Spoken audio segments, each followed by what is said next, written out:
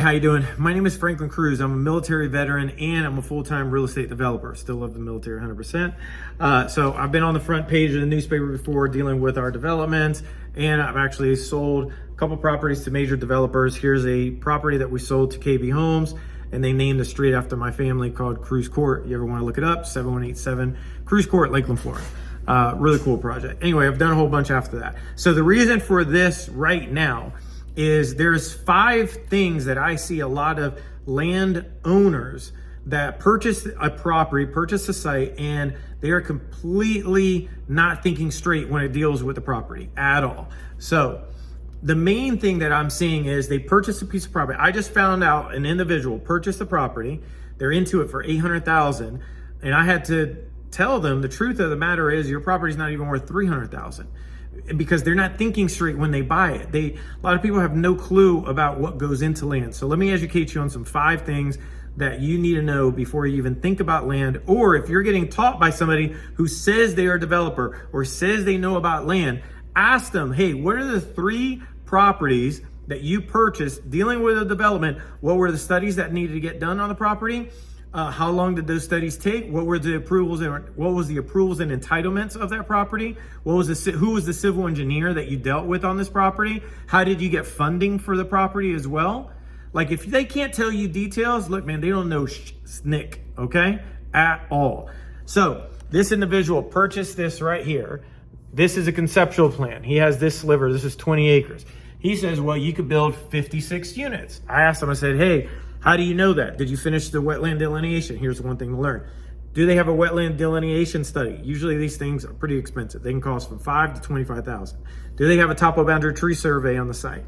Do they actually have a geotech? That's when they bore into the ground and they figure out, hey, what's possible to actually build a structure? You need to figure out, is that ground gonna hold? So that's a geotech, right? Then you've got your topo boundary tree survey. Wetland delineation shows you, hey, where's the wetlands dealing with this site, okay? Then the other thing, does the zoning even allow to what you wanna do?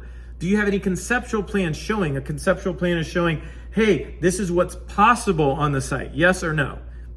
If you don't have these items, you're not even close to figuring out what's possible on the site, because you have to spend money. And these, you could be into a site, like one of the sites that we have, over 130 acre site, right? That property, we allocated about $600,000 just for his studies, because it's a huge site. It's a huge site. Yes, the profitability is there, everything is there, but there's a risk factor.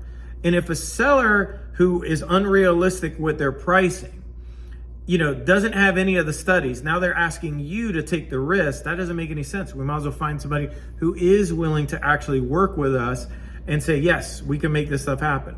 So hopefully these items help you a little bit to understand, number 1, is there a wetland delineation study on the site?